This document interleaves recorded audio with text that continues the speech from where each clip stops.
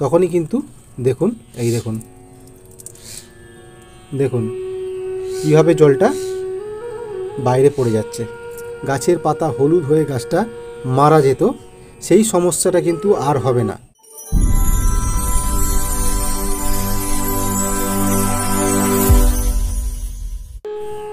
এই প্রচণ্ড বর্ষায় চন্দ্রমল্লিকা গাছে কিছু সমস্যা দেখা দিতে পারে। আপনাদের সঠিক সিদ্ধান্ত নিয়ে এর পরিচর্যা করতে হবে। আপনাদের দেখাই, দেখুন প্লাস্টিক টবে থাকা অবস্থাতেই গাছটা কত সুন্দর গ্রোথ নিয়েছে। আর এটা আছে আমার সিন্ডার মিডিয়াতে, দেখুন খুব সুন্দর গ্রোথ। কিন্তু আপনাদের একটা গাছ দেখাই, দেখুন টবের মধ্যে কিন্তু জল দাঁড়িয়ে গেছে।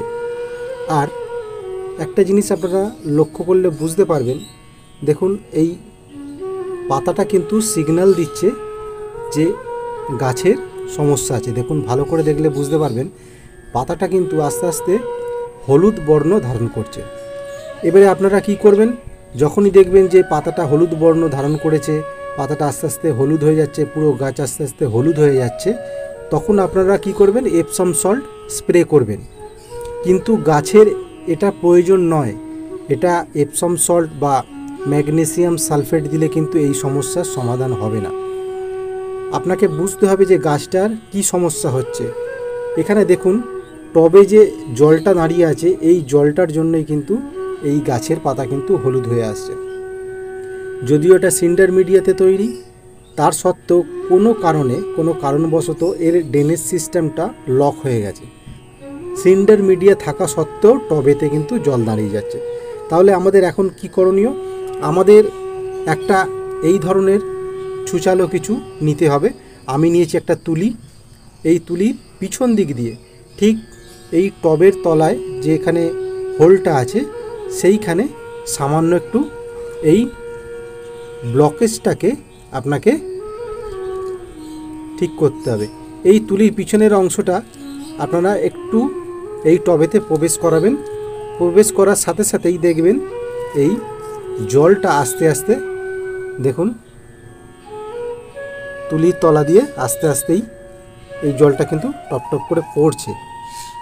আর আমি যখনই এই তুলি বার করে নেব, দেখুন টব ভর্তি জল আপনারা দেখতে পাচ্ছেন, আপনাদের সামনেই দেখাচ্ছি টব ভর্তি জল।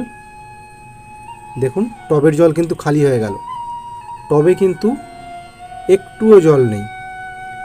যে কারণে হয়েছিল সেটা হলো এই ড্রেনেজ সিস্টেমে কিছু একটা সমস্যার কারণে এটা ব্লক হয়ে গেছিলো। দেখুন এখনও জল পড়ে যাচ্ছে। এবারে দেখবেন সমস্ত জল, টবে যা জল ছিল সমস্ত জল কিন্তু এই ড্রেন আউট হয়ে বেরিয়ে যাবে। পরবর্তীকালে গাছটার যে সমস্যা দেখা দিতে পারত, এবারে টবের সমস্ত জল খালি হয়ে গেল। এটা এবারে এমন একটি জায়গায় রাখুন যেখানে বৃষ্টির জল পড়বে না। অন্তত 3 থেকে 4 দিন এইভাবে রাখুন। টবের এই মিডিয়াটা, সমস্ত মিডিয়াকে আপনারা শুকিয়ে নেবেন। তারপর কি করতে হবে, আপনাকে একটুখানি ব্যাভিস্টিন পাউডার আপনারা জলে গুলে এই মিডিয়াতে ভালো করে গোড়াতে দিয়ে দিন। দিয়ে আবার ঠিক বাইরে যেভাবে ওপেন এয়ারে গাছটা ছিল ঠিক সেইভাবেই আপনারা গাছটা রেখে দেবেন। দেখবেন গাছ কিন্তু আবার আগের অবস্থায় ফিরে এসেছে, আর কোনো পাতা হলুদ হবে না, গাছ কিন্তু সঠিকভাবে আবার বাড়া শুরু করবে। ছোট্ট ভিডিওর মাধ্যমে আপনাদের কিছু সমস্যা শেয়ার করলাম।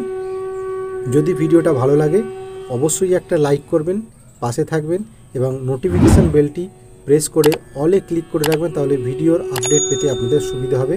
আর এই ধরনের ছোট ছোট ভিডিও আপনাদের সামনে তুলে ধরব। যদি ভালো লাগে অবশ্যই একটা লাইক করবেন। অসংখ্য ধন্যবাদ যারা ভিডিওটি সম্পূর্ণ দেখলেন।